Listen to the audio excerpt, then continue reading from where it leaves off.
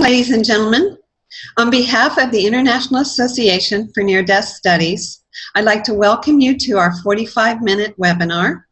It's going to be a panel discussion which I'm sure will raise your interest, awareness, and certainly appreciation for near-death experiences in combat soldiers. My name is Debbie James, and as you know, I'm a board member for IANDS, and I'm a leader in the conference program planning. And today, I'm the moderator for this panel.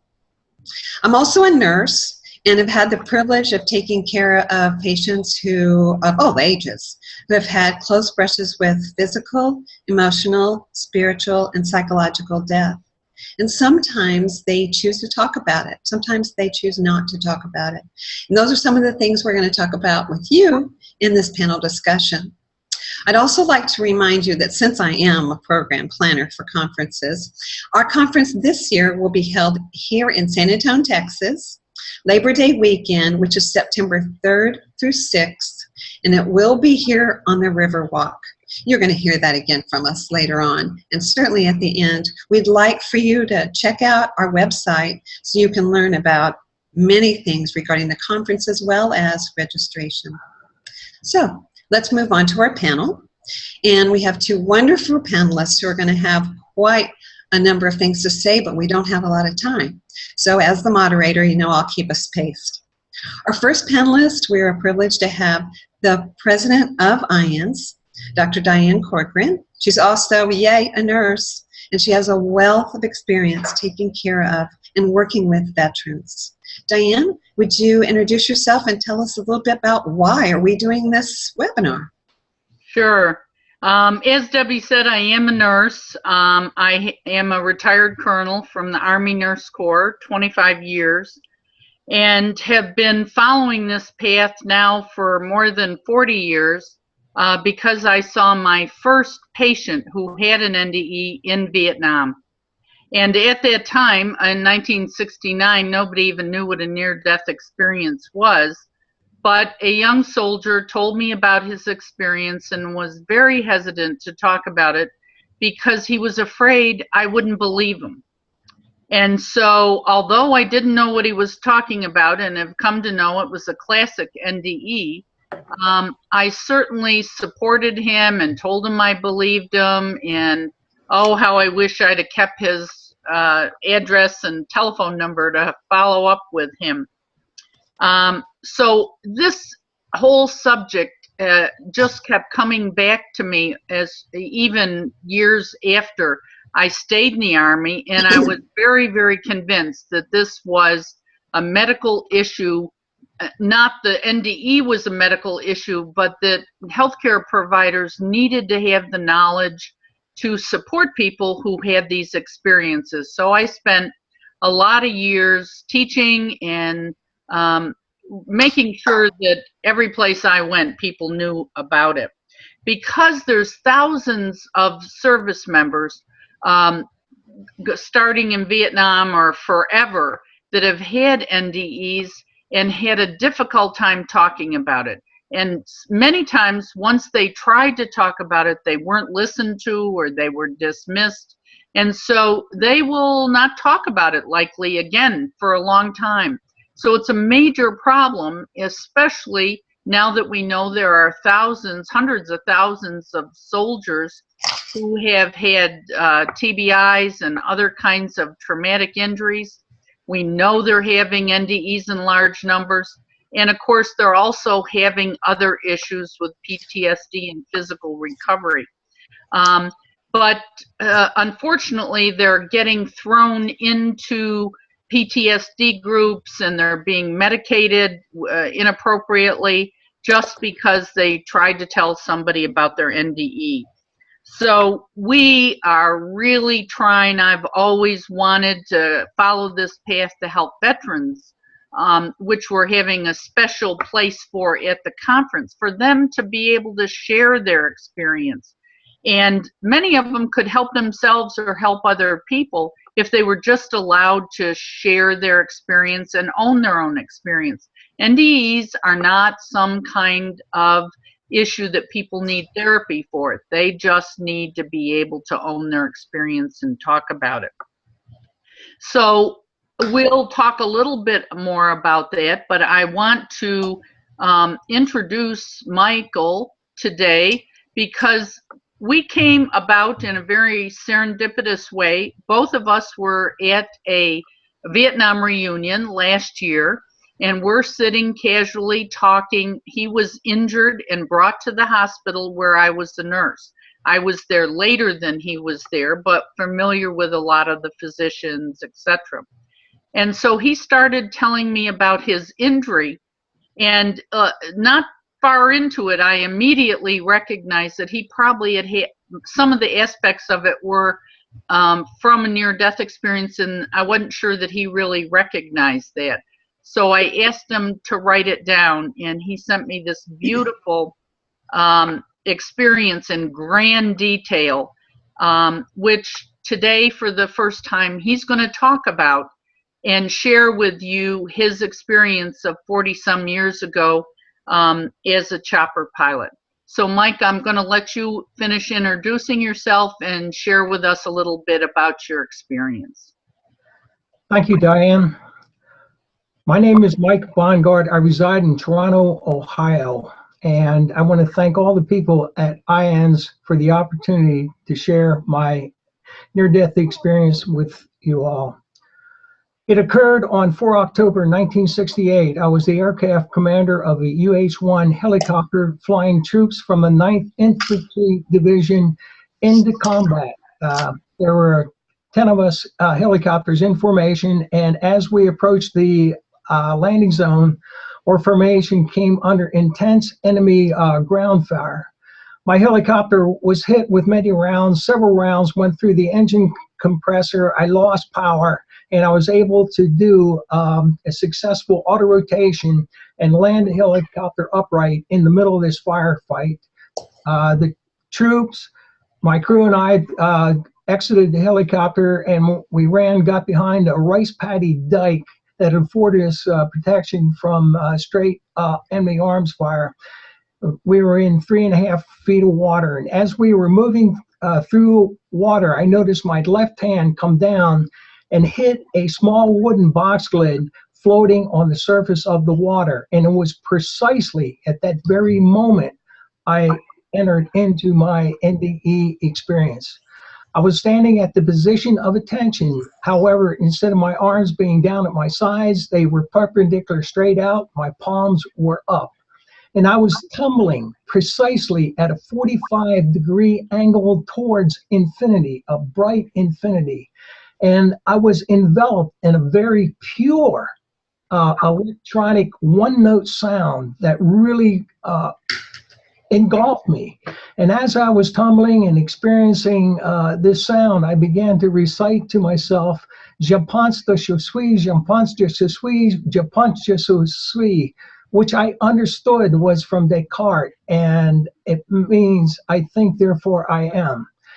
And then suddenly, I stopped tumbling. I was still in this erect position with my arms extended, and I looked down, and I saw the earth rotating by, and I saw my hometown of Steelton, Pennsylvania, that I was raised and grew up in, and I realized that I went to Vietnam and I was just shot. And once I had that realization, I immediately came out of this rigid position and kind of tumbled back into my body in the rice paddy. And I realized I had a 26-pound bulletproof vest on. I was submerged in the water, and I was in deep trouble. And I realized that if I inhaled, I would be drowning myself. And I remember screaming, "I can't die, I can't die." All I've done with my life was trying to forget that bitch I was engaged to.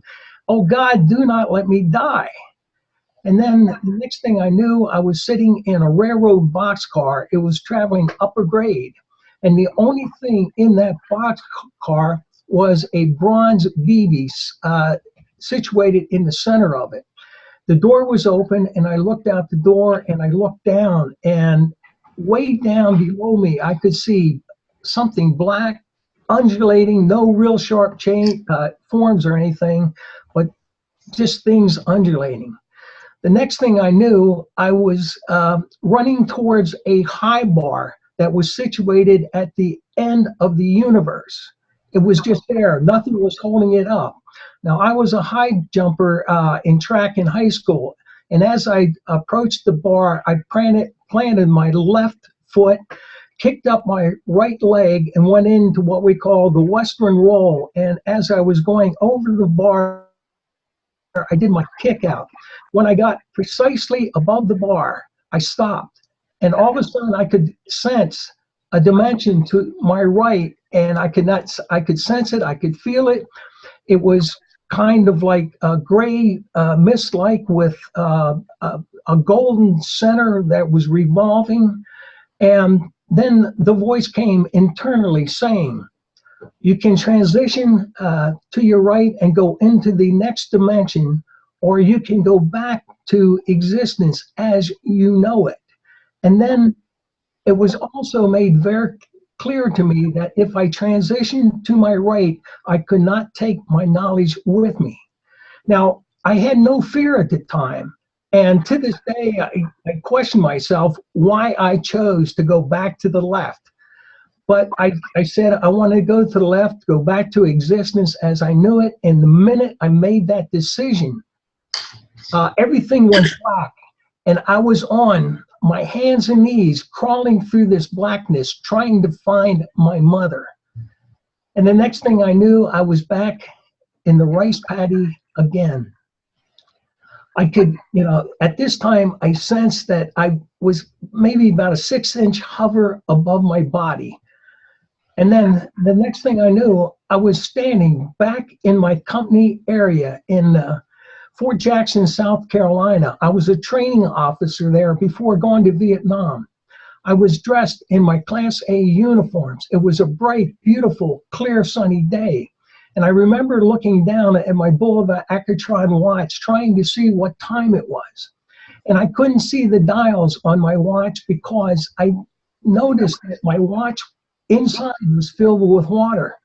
And then I looked up, and in this bright, beautiful, clear sky was a very small black cloud that rained on the inside of my watch. And next, I was back in my body again in the rice paddy. And I could feel for the first time an intense glowing pain deep within inside me. And it began to grow and expand. And I said to myself, I'm going to have to inhale the water. I will not be able to stand this pain. So I felt like I was working my lungs. And as I worked my lungs, I began to drift to my right. And I had this image of a Sherman-Williams bucket of paint being poured over the globe. And from that image, I went into a dark theater-like room. And at the front of the room, on the stage, was a desk. And behind the desk sat a woman. Her name was Barbara Treader. And Barbara, I have to tell you, was a friend of my mother's. And I stopped in my mother's office before going to Vietnam, and Barbara was there. And my mother asked Barbara to read my palm, and Barbara did. And one of the things she said in her reading, she said to me, at some point in your life, you're going to encounter a situation that would have killed any number of people, but you will survive. And then the next thing I knew, I drifted out of that dark figure-like atmosphere into a cavern. And I looked up and I saw a very small, intense light. And when I saw that light, it came at me like a bullet. And as soon as it hit me, I came back into existence, and I could hear machine gun fire. I could hear a male high-pitched voice screaming at me, saying, you gotta breathe, sir. I took my first breath and I said to myself, Jesus Christ, I got to go through this dying experience one more time. And my second breath, I said, why is this kid calling me sir? Doesn't he know I want to breathe? Well, the medic began to drag me through the rice paddy waters. And I remembered that wooden box lid that I had touched just before my NDE experience. And I thought I had exploded a mine. And I was able, with my blurred vision, to see that I still had my hands and my legs, and I had no idea where I was hit. And as I was drifting in and out of consciousness, I learned that the medic's name was Dwayne Garver, and he was from Mount Pleasant, Michigan. He got me to a collection point. A helicopter came in, and they grabbed me and threw me like a sack of potatoes into the cargo bay of this helicopter. I landed on someone else who cried out in pain. I tried to apologize, but then someone came on top of me. The next thing I know, they were grabbing me at Dogtown and putting me on a gurney and taking me into a room. But because they saw that I had a penetrating head wound, they put me on another helicopter and flew me up to the 24th Evac Hospital in Longden. It was there. I remember waking up and hearing a doctor saying, "We'll take this one first," and it wasn't me. The next thing I remember, I hear a male voice saying to me profusely, apologizing, "I'm sorry, I didn't mean to cut you." I understand that he was shaving my head in preparation for the operation, and I was bleeding from a cut, and the blood going down my face felt good because I was cold, I was in shock. The next thing I know, I became aware of female American nurses that were really excited, saying, "We're losing him, we're losing him."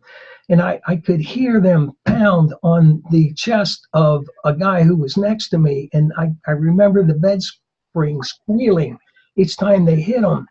And then I heard someone say, "We lost him." And then the next thing I recall, I felt someone slap the outside of my left leg just below the knee.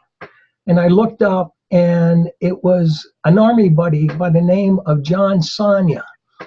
John and I were training officers back in Fort Jackson, South Carolina, and he was wearing his Army fatigues and blue infantry scarf. And John said to me, "Mike, you're not playing fair. You got to play fair." And I said, "John, what do you mean I'm not playing fair?" He says, "You got to play fair, you're dead."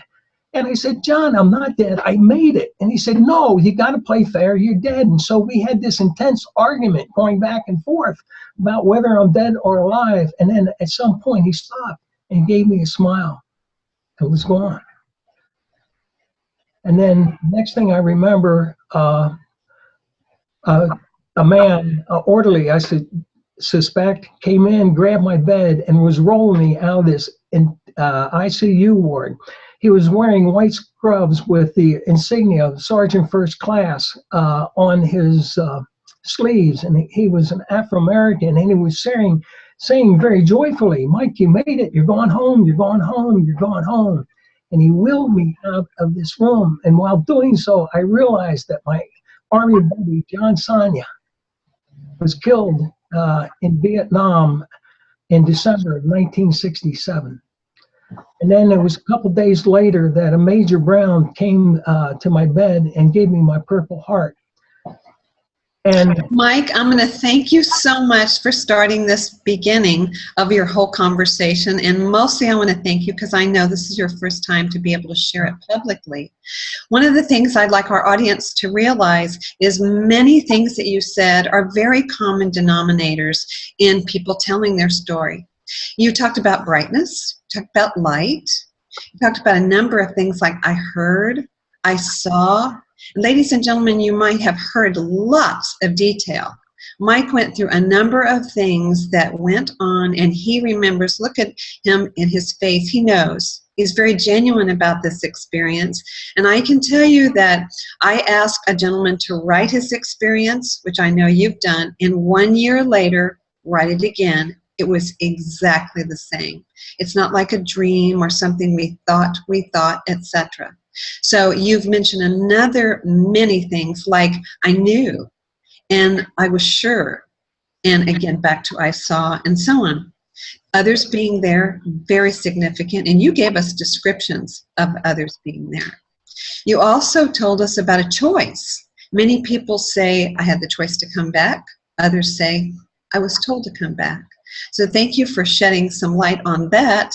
The detail is what I'm really interested in us going on about. And Diane, in terms of the after effects that Mike has kind of alluded to, besides the fact that he said he wasn't afraid, and we know that one of the very common denominators of after effects is the lack of fear of death. Lack of fear of death can be very interesting. So especially if it's a 3-year-old and they're not afraid to die, or if it's an 83-year-old. And maybe in the case of that 83-year-old, he was a combat soldier who had a near-death experience and is not afraid today or tomorrow to die. So Diane, would you tell us a few more things about that Michael said in regard to common denominators of what people go through, especially the vets you've worked with, and after effects of the near-death experience? I think some of the characteristics, the two significant ones that immediately told me that he was probably a near-death experiencer, besides the going out to the universe and seeing the world as a small perspective with the bright lights, and traveling to other places and seeing other things. Seeing this sergeant who came to get him and had a white uniform on. The first time Mike told me this, I said, Mike, nobody wore white in Vietnam. This maybe was a medic, but not in spirit form, not in real form. And then, of course, he alluded to his friend who had previously died, who was there to have a discussion with him. Those are both very prevalent things that happen. Many times people have family that they see and have a conversation with.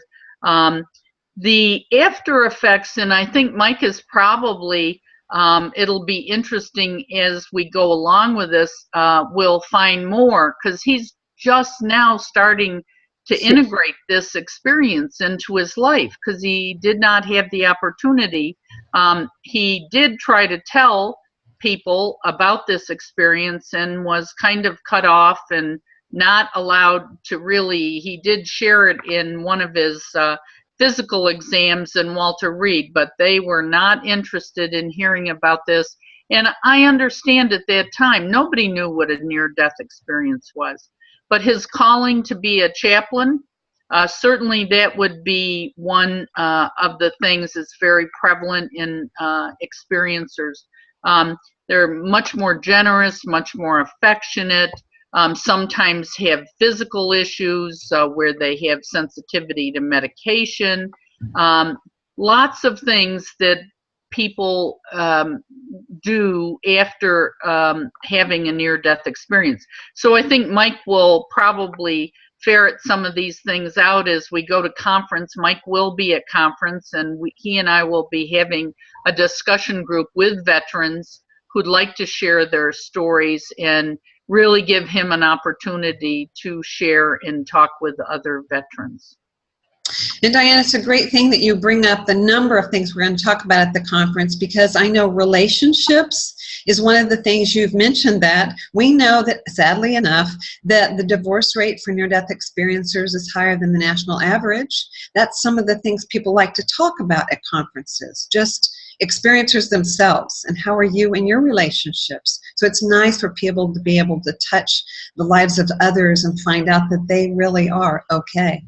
As you know, at conferences, it's the first time, just like Mike today, the first time they've told anyone after all of those years of knowing what they know.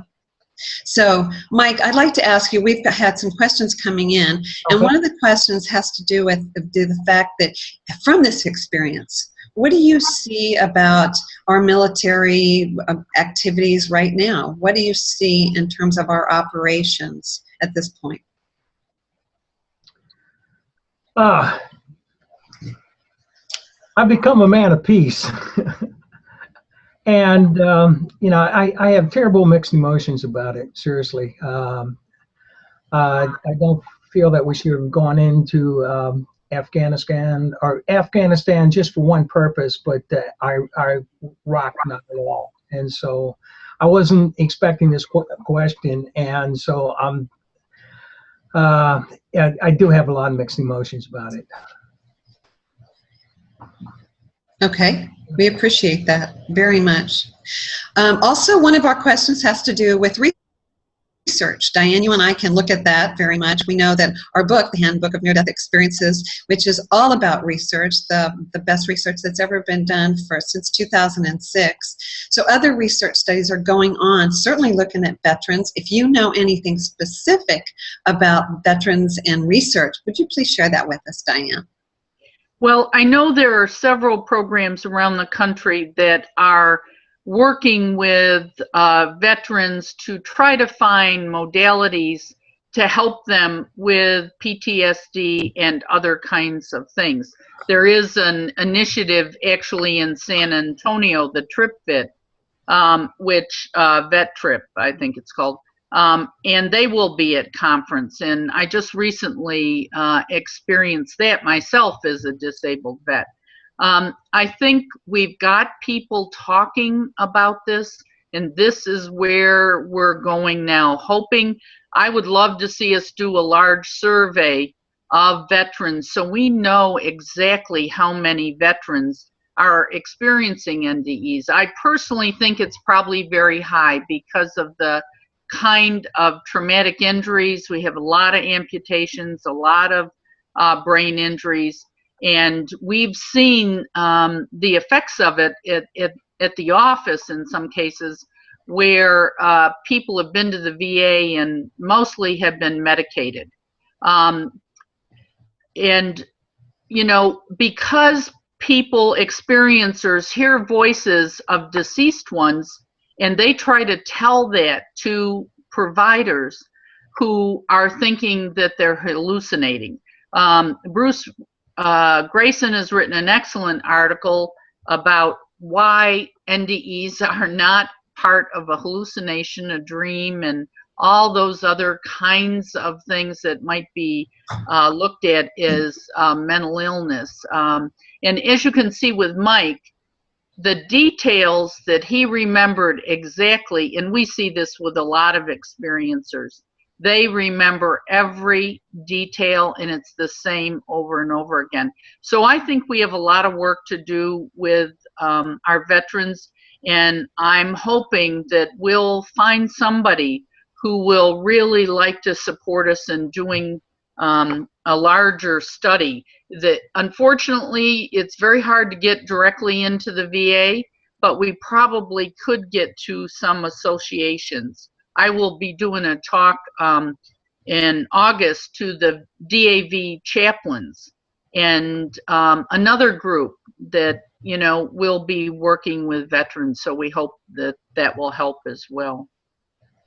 Diane, that's a great segue into another one of our questions, and that is, what is the military doing now to be able to help or support veterans at this point in time? So what do you see that's going on in the help or support of our veterans by our military? In terms of NDEs, not much. I think they're medicating them, assuming that it is a psychiatric illness, and we've seen several examples of that where we eventually got people off of medication and just let them tell their NDE and get them in touch with some information about that. Other things, their veterans do, there are some resources, there are people, they have different groups, but frankly, a lot of it's coming from a state program or an outside program. I don't think the VA has the capacity right now to develop the kinds of programs most of these veterans need. I do some volunteer work for another group called Purple Heart Homes, and they are trying to find housing. So, you know, it's a lot of other places. The VA, nobody's getting training about NDEs. When I was on active duty, I spoke a lot to national nursing organizations, to every place I worked. I made them understand what an NDE was. I did a big training program when we started to head into Desert Storm, because the young nurses may not know about it, and doctors specifically won't know about it. So unfortunately, not a lot of training there. We have a training tape available, and IANDS is available to do training. I have a packet and have said I will go out and do training at VA facilities or military facilities. I've done this a lot on active duty. But right now, we just need to get these facilities to recognize that we're here and willing to help. Mm-hmm.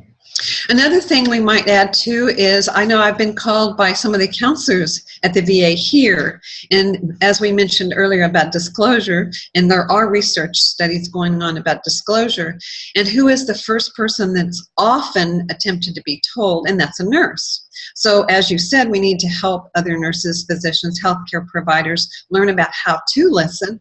But when we, for example, you and I, are called by that counselor and told he won't talk to me about it, he's afraid to talk to me about it for all the right reasons, and then allowing ourselves to be brought into discussions, and then the patients, if you will call it that, the veterans are for the first time having us say, go ahead, you believe me? Well, I have no reason not to believe you, sir. Go ahead. And so being heard is one thing, and that brings us into another question, and that is about local groups, possibilities of people being able to hook up with others.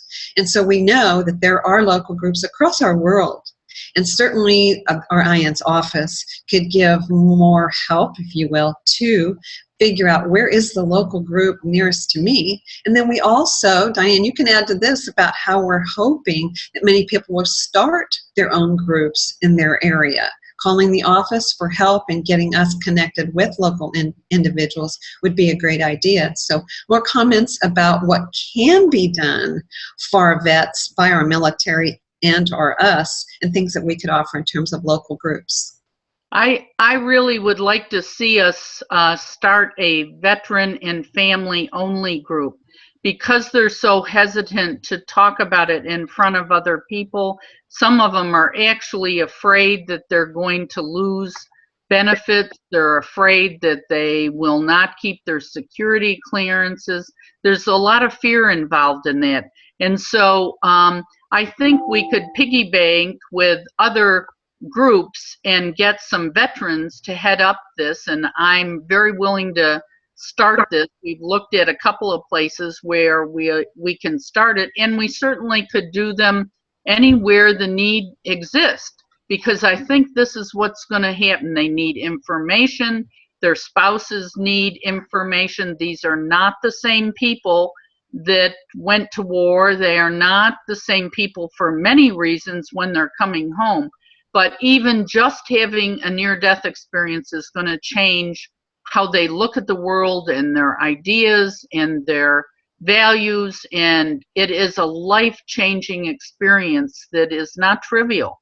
And so I think individual groups just for them would be excellent, because a lot of these NDEers have miracles happen. They are essentially dead, and their family's been told they will never recover, and they recover with full capacities.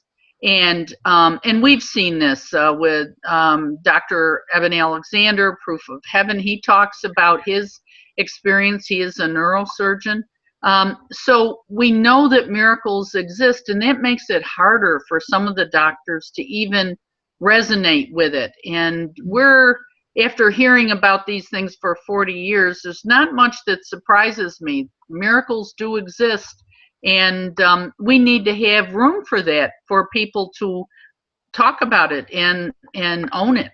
That's really true, Diane. And Mike, believe it or not, there's a question that really goes into something that we've heard you and Diane and I say a little bit about. What kind of reaction, Mike, have you had about your experience when you've tried to tell people, or the experience you've had of people knowing that you did have one of those? What kind of reaction have you had?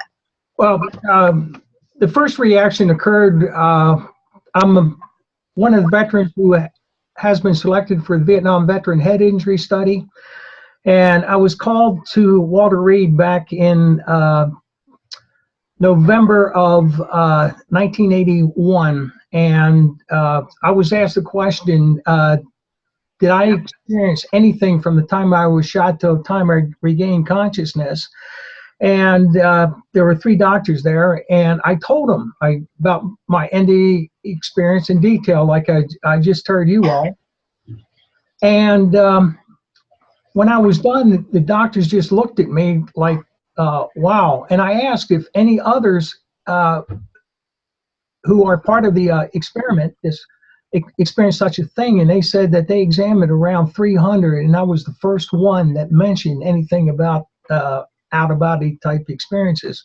And then I was interviewed by the director of the program at the time, who basically tried to convince me that I was having a hypnagogic hallucination right before you fall asleep and go into sleep, so unconsciousness, that I was in that state, and this is what I experienced.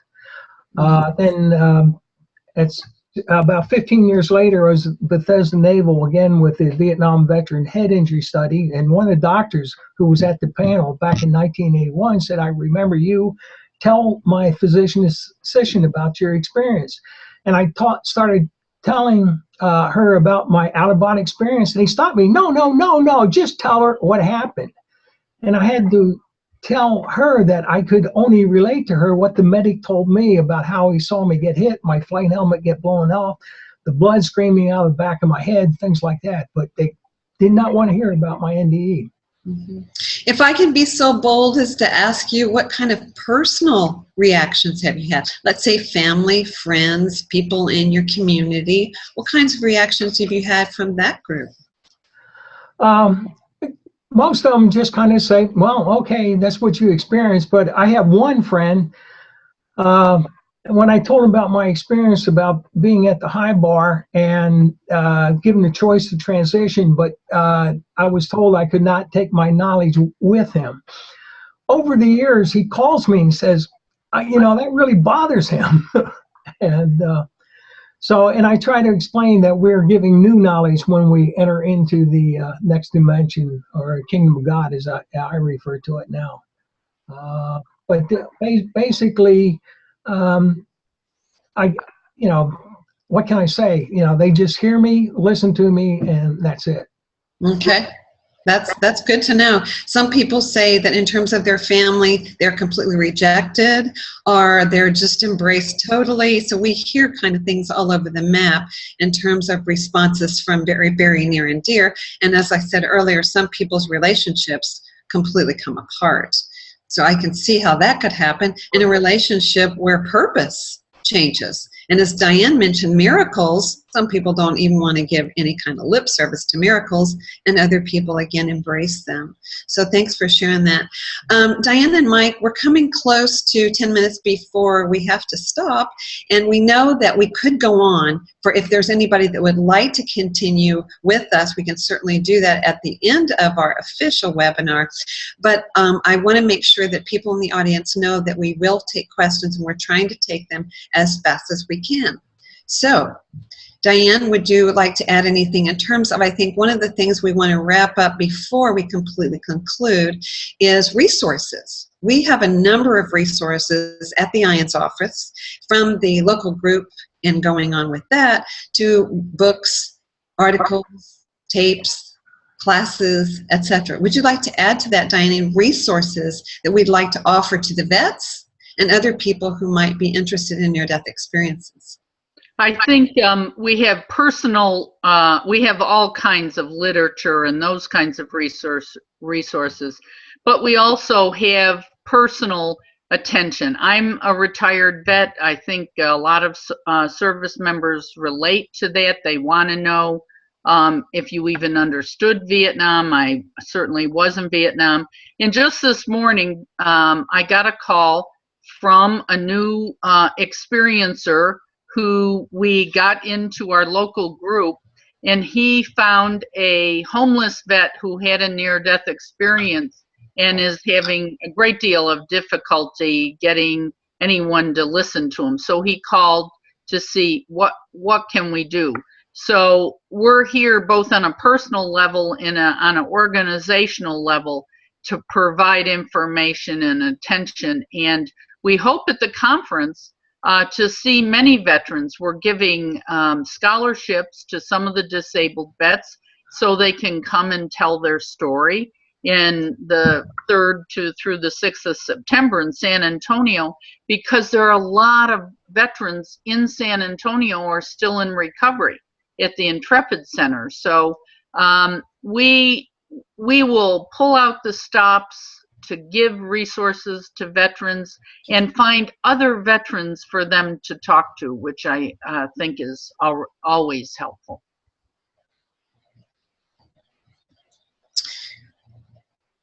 Also, Diane, I'd like to tell the audience, just in case they may not know, at the conference, as you said, we're giving scholarship to vets. We also have an angel fund that we try our very best to give and help people support their, let's say, registration or partial involvement in the conference. So once again, I would invite you to call the office, write to Diane or myself, and find out what kinds of possibilities might you even be able to find yourself, or those of you who are writing articles about this conference, as well as issues regarding the veterans and their near-death experience. Please know that we're happy to try to help anybody that we can. We don't have a great deal of money, but we can help them be able to be involved in this. So Diane, any other comments about that regarding funding? No, just that, you know, it's on an individual basis, and we will try to help anyone we can. I'm really focused on veterans this year, and I'm hoping Michael and I will have a really active discussion on Sunday in our discussion group, because it is a great need for veterans, and part of it is they don't know we exist, and so that's the part that is so helpful for the media to get out and let people know that we're here to help them, and that we're available to do training and all those kinds of things, just to let people know our organization exists. We're been here a long time for this sole purpose of helping people who have had near-death experiences. And I'll add to that regarding the support groups. We know that in terms of integration, support groups really help a lot, because for the first time they can talk about it, and sometimes being able to put it into their lives and be able to go on. These support groups are really very helpful, because as I said, telling it to somebody who can say, and that also happened to me. So support groups is something that we can't say enough about in terms of resourcefulness. Right. And they are all over the United States. We have 40 plus support groups in the United States, and we have numerous ones internationally in Europe. And as I said, I'm looking to try to add someone specifically for veterans. Okay, we have 1 minute to 2 minutes or so to wrap up officially. So Mike, is there anything you'd like to add to the things you've heard us say, the things you've heard yourself say, and the potential questions you thought you might hear? Is there anything you'd like to add before we close? Going back to when Major Brown gave me the Purple Heart, you know, I had the opportunity to ask him if I'd get my vision back, because it was very obscure, like looking underwater. And he said to me that if you don't get back 6 months to a year as permanent brain damage, and I asked the same about the loud ringing in my ears, the same 6 months to a year. And then he said to me, he said, the blow that I took in the head would have killed any number of people, but why I lived, he does not know. It almost reiterated what the Barbara Treader said to me when she read my poem. Okay. Diane, besides mentioning more about our website and how people can learn all about us, what else do you have to say after you mention about the website? Well, it's IANDS.org is the IANDS.org is the website. And we have a great deal of information on their articles and experiences, and it can take you ages to just learn everything that's on there. But I also offer any of the people in the media who's on this call, please feel free to call Debbie and I. Either one of us can answer questions, can help you with information, and you're welcome also to write an article. We'll be happy to help with that. Or you might be willing to come to the conference and look at the whole array of speakers. We will have a lot of physicians and speakers during the conference. We will be doing, Debbie and I are doing an NDE 101 during the conference, sort of everything you need to know about near-death experiences to get started with. Because we typically have a lot of new people come to the conference. And we will be giving contact hours, educational contact hours for chaplains, counselors, and nurses. Yes, we are trying to get more of that done. So literally, the people who are doing articles, please call us and let us know what you would like to tell others about the conference and about near-death experiences and how to have support for them. So we'd love to have you talk to us about things that could go into further information and articles. So at this point, ladies and gentlemen, I'm going to close our official webinar, but also tell you if a few of you want to stay on and send us questions or whatever, the three of us are certainly willing and able to do such. So thank you for joining us, and we hope to have you again at a conference as well as webinars in the future. Thank you, and have a great day.